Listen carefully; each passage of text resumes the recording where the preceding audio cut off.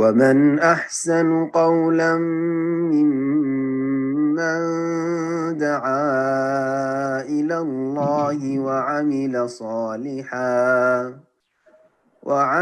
صالحا وقال إنني من المسلمين.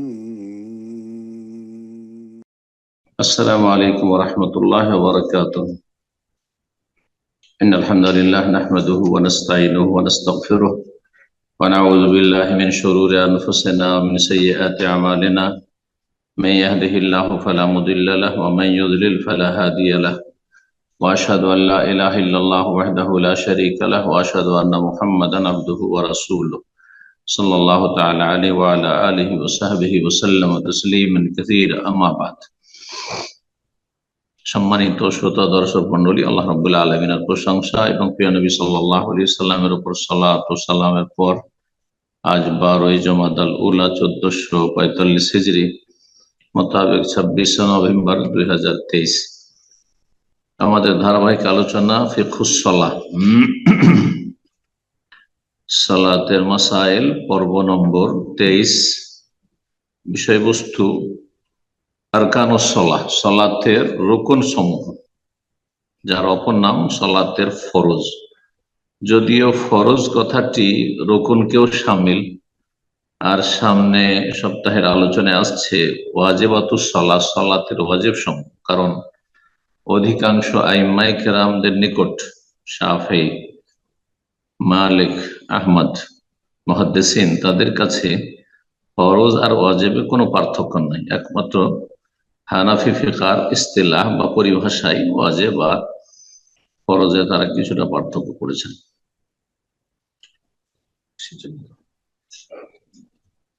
তো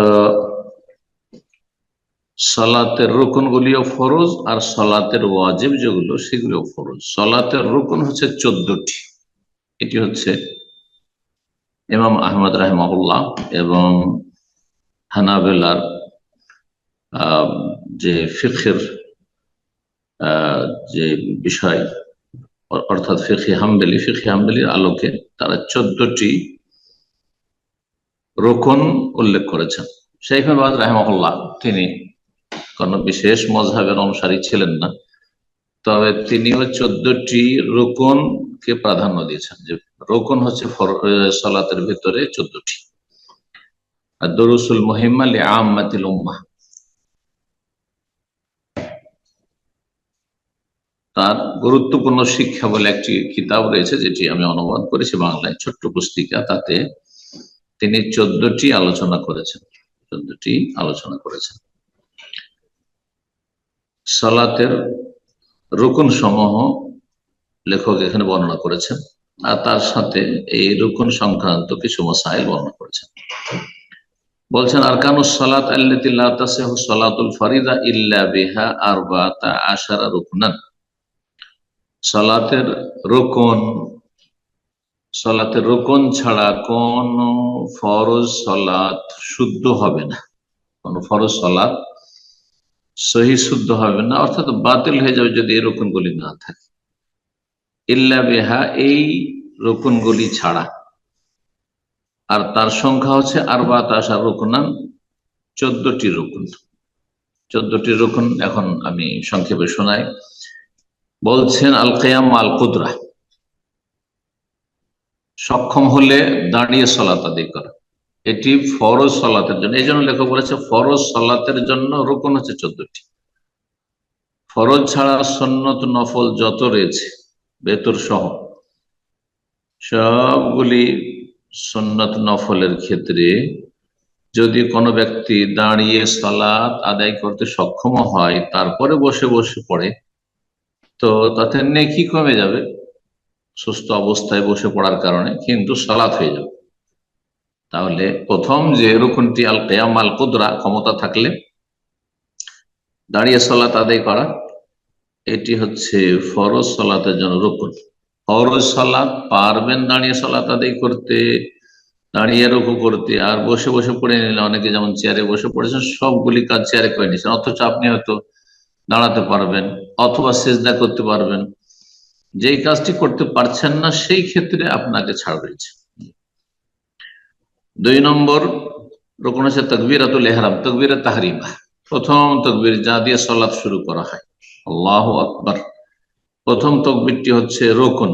তাহলে প্রথম তাকবীর কেউ যদি ভুলেও যায় অথবা ইচ্ছা করে ছেড়ে দেয়, সর্ব অবস্থায় সালাত বাতিল হয়ে যাবে। জি। শুরুতে আছেন, তাহলে পুনরায় তাকবীর তাহরিমা দিয়ে কাজ শুরু করুন, তারপরের কাজগুলি। আর যদি এগিয়ে গিয়ে থাকে তাহলে সালাত হয়নি, পুরোটা বাতিল হয়েছে। পুরো সালাত আদায় করে ফেলেছেন কিন্তু তাকবীরে তাহরিমা দেননি, তাহলে সালাত বাতিল, পুনরায় আদায় করতে হবে। কারণ তাকবীরে তাহরিমা হচ্ছে একটি পুরো সালাতের জন্য, সে 2 রাকাত হোক, 3 রাকাত হোক, 4 রাকাত হোক। 3 নম্বর রুকন হচ্ছে কিরাতুল ফাতিহা ফি কুল্লি রাকা, প্রত্যেক রাকাতে সূরা পাঠ করা, সূরা ফাতিহা পাঠ করা, প্রত্যেক রাকাতে সূরা ফাতিহা পাঠ করা। সূরাতুল ফাতিহা প্রত্যেক রাকাতে পাঠ করতে হবে, ইমামকেও একাকী ব্যক্তিকেও, এই দুটো বিষয়। আর তারপরে আরেকটি বিষয় হচ্ছে মুক্তাদির ক্ষেত্রে, মুক্তাদির ক্ষেত্রে জটিল মতভেদ রয়েছে। হানাবেলা এবং মালিকীদের কাছে যদি উচ্চস্বরে ইমাম কেরাত করে, জেহরি রাকাত হয় বা জেহরি কেরাত হয়, তাহলে ইমামের শুনে নেওয়া যথেষ্ট। একমত ইমাম শাফি রাহিমাহুল্লাহ এবং আহলুল হাদিস অনেক, ভারত, বাংলাদেশ, পাকিস্তান আহলে হাদিসগণ, তারা বলছেন মুক্তাদির জন্য সিররি, মনে মনে হোক অথবা জেহরি হোক, সর্ব অবস্থায় সূরা ফাতিহা হচ্ছে রুকুন ফরজ। তো লেখক এখানে অনুসরণ করেছে ইমাম আহমদের মতে, তাই বলছেন যে প্রত্যেক রাকাতে সূরা ফাতিহা পাঠ করা রুকুন, ইল্লা ফিমা ইয়াজহারু ফিহিল ইমাম, তবে ইমাম যদি উচ্চ স্বরে পড়ে তাহলে শুনছেন, এক্ষেত্রে শুনে নেওয়া হচ্ছে পড়ার বিকল্প। ইমাম আহমদ আর ইমাম মালিক আর এইরকম শেখুল ইসলাম ইবনে তাইমিয়া রাহিমাহুল্লাহ, ইমাম আলবানী, অনেক ইমাম মুহাদ্দিসিন এই মতের পক্ষে রয়েছেন, অনেক সালাফি উলামা এই মতের পক্ষে রয়েছেন। সুতরাং এই ক্ষেত্রে মুক্তাদির সালাত বাতিল হয়ে যাবে কথা বলা যাবে না, তবে সতর্কতামূলক পড়ে নেওয়া উচিত। ইমাম বুখারী রাহিমাহুল্লাহর মত যেটি, ইমাম শাফির মত যে পড়তেই হবে, সুতরাং পড়ে নেওয়া উচিত। আল্লাহু তাআলা আলাম। হানাফি মযহাবে মুক্তাদির জন্য জায়েজ নয় সূরা ফাতিহা পড়া, সিররি হোক আর জাহরি হোক, তেলাওয়াত উচ্চ স্বরে হোক আর আস্তে। দুর্বল ফতোয়া এটি। জি। একাকী এবং ইমামের জন্য তাদের কাছে ওয়াজিব, সালাতের ওয়াজিব, রুকুন নয়। মানে সালাত বাতিল হয়ে যাবে না কেউ যদি সূরা ফাতিহা না পড়ে। ইমামও যদি সূরা ফাতিহা না পড়ে, হানাফি মযহাবে শুধু 3টি ছোট্ট আয়াত পড়ে বা তার সমপরিমাণ একটি বড় আয়াত পড়ে, তাদের সালাত হয়ে যায়, এই মত। কিন্তু এই মতটি দুর্বল মত। 4 নম্বর রুকুন হচ্ছে রুকু। রুকু হচ্ছে সালাতের রুকুন, কেউ যদি রুকু ভুলে যায় তো ওই রাকাতটি হবে না।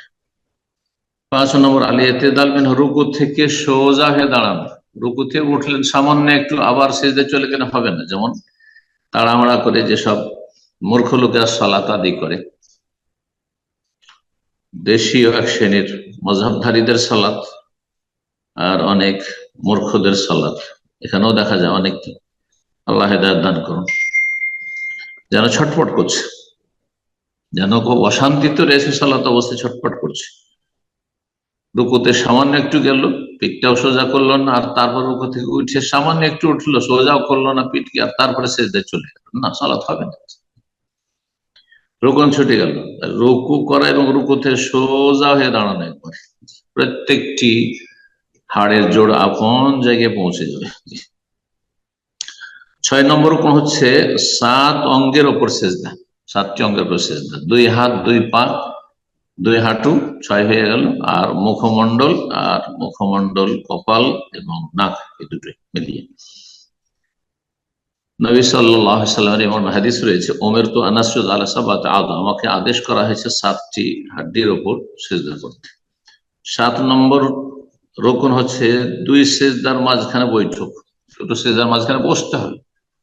2 সিজদার মাঝখানে সামান্য একটু সিজদা থেকে উঠলো, আবার সিজদায় চলে গেল, নিতম্ব পায়ের উপর রাখলোই না, বসলোই না, তাহলে যেন তার একটি সিজদা হয়েছে, 2 সিজদা হয়নি। আর তাড়াহুড়া সিজদা হয়তো সে সিজদাও হয়নি, এই সালাতগুলি বাতিল। আসলে 2 সিজদার মাঝখানে বৈঠক করা হচ্ছে রুকুন ফরজ। 8 নম্বর হচ্ছে সেজদা।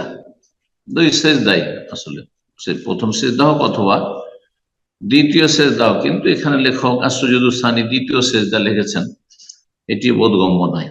জি, তবে ওনার উদ্দেশ্য যদি থাকে যে 6 নম্বরে 7 অঙ্গের উপর সেজদা করা, তাতে একটি সেজদা চলে এসছে, আর 8 নম্বরে বলছেন যে তৃতীয় সেজদাও, তাহলে ভিন্ন বিষয়। কিন্তু কি একটি দ্বিতীয় সেজদা করে প্রথম সেজদা করবে না, এর কোনো দলিল নেই। জি।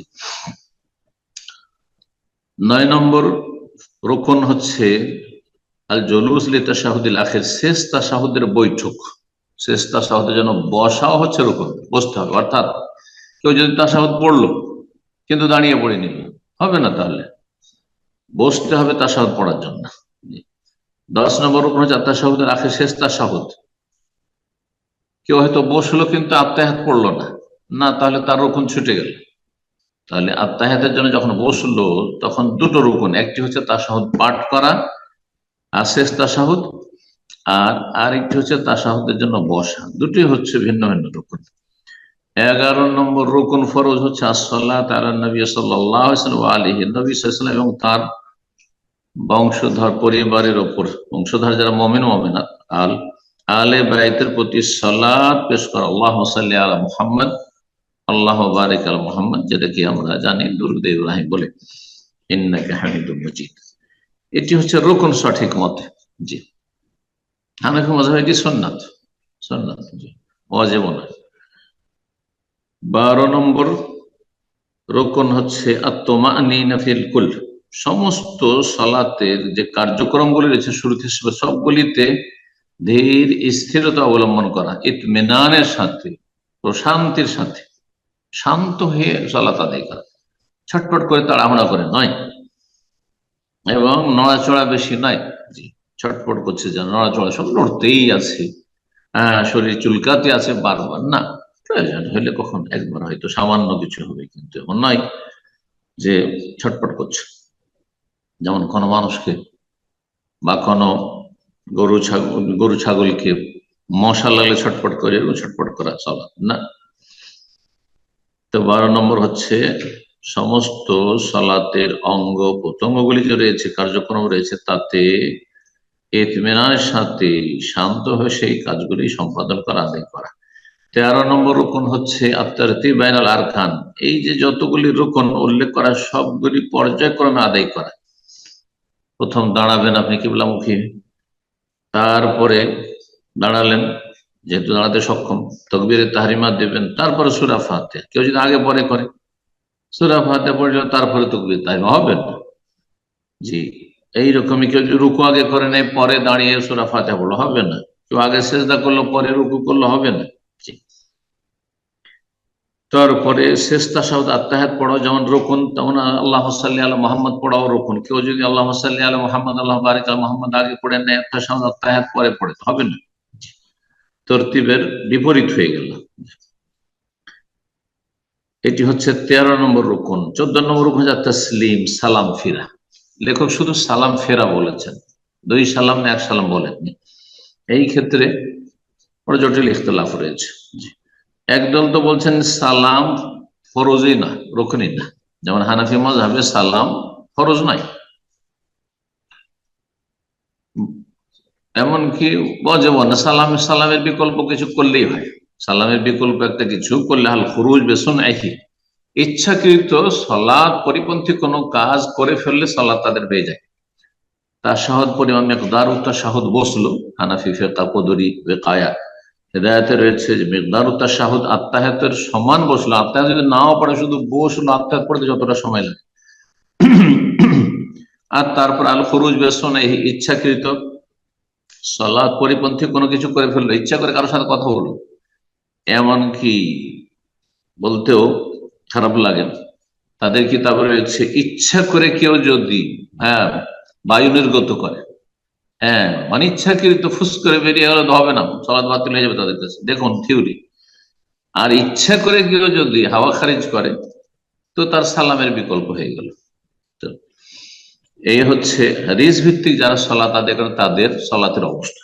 জি, এবং তাদের ফিকার কিতাবে সালাতের অবস্থা। জি, ফিকার কিতাব আল্লাহর পক্ষ থেকে নয়, রাসূলুল্লাহর পক্ষ থেকে নয়, মানুষের মতামত। তা থেকে সেটাই নিতে হবে, সেটা কোরআন, যেটা কোরআন এবং হাদিস সম্মত। কোরআন এবং হাদিসের দলিল যদি তার পক্ষে থাকে তাহলে নেবেন, আর না হলে ছুঁড়ে ফেলবেন। এ হচ্ছে ফিকহ সম্পর্কে, যে কোনো মাযহাবে ফিকহ সম্পর্কে এই ভূমিকা আমাদের থাকতে হবে। সালাম ফেরা হচ্ছে রুকন, 14 নম্বর সর্বশেষ রুকন সালাতের, কারণ শুরু হয় তাকবীরে তাহরিমা দিয়ে আর শেষ হয় সালাম দিয়ে। দুই সালাম না এক সালাম? একদল মুহাদ্দিস সালাফি আলেমেরা বলেছেন দুই সালাম, যেমন শেখ বাজার রাহিমাহুল্লাহ বলেছেন তাসলিমাতান, দুরুস মুহিম্মাতে বলেছেন দুই দিকে সালাম ফিরে হচ্ছে রুকন ফরজ। কিন্তু অধিকাংশ উলামায়ে কেরামরা বলছেন না, ডান দিকে সালাম ফিরা ফরজ আর বাম দিকে হচ্ছে সুন্নাত। শেখ আলবানী রাহিমাহুল্লাহ এই মত পোষণ করেছেন যে ডান দিকে এক সালাম, অধিকাংশ আইম্মায়ে কেরামের মতে ডান দিকে সালাম ফিরলে ফরজ আদায় হয়ে গেল, রুকন আদায় হয়ে গেল। বাম দিকে সালাম ফেরা হচ্ছে সুন্নাত সব সালাতে। আর জানাজার ক্ষেত্রে ইমাম আহমদ হাম্বলী মাযহাবে, আর এটি শক্তিশালী মত যে এক সালাম শুধু, কিন্তু দুই সালাম প্রমাণ রয়েছে, যেমন আল্লামা আলবানী সেই হাদিসগুলি দলিল নকল করেছেন। সুতরাং যারা দুই সালামও ফিরছেন সেটিও জায়েজ, সুতরাং সেটা আর বিরোধিতা করা ভালো নয়। যা প্রমাণিত, যেমন আলবানী আমল বলছেন দুটোর উপরে আমল করতে পারেন, যদিও উত্তম হচ্ছে এক সালাম ফেরা জানা যায়, কিন্তু বাকি সমস্ত সালাতে দুই দিকে সালাম ফেরা উত্তম, যদিও আপনি মনে করেন যে এক সালাম ফরজ রুকন। তারপরে লেখক কয়েকটি মসলা বলছেন এজা তারাকাল মুসাল্লি রুকনান মিন হাযিহিল আরকান আমদান বাতালাত সালাতু, কোন মুসল্লি যদি এই যে 14টি রুকন রয়েছে তার কোনো একটি ছেড়ে দেয় ইচ্ছাকৃত ভাবে, তাহলে বাতালাত সালাত বাতিল হয়ে যাবে। ওয়াইন তারাক তাকবীরাতুল ইহরাম জাহলান আও সাহওয়ান লাম তানাকিস সালাতু আসলান, তাকবীরাত তাহরিমা যেহেতু পুরো সালাতের একটি রুকন, 4 রাকাত পড়েন আর 2 পড়েন 3 পড়েন, তাকবীরাত তাহরিমা একবারই।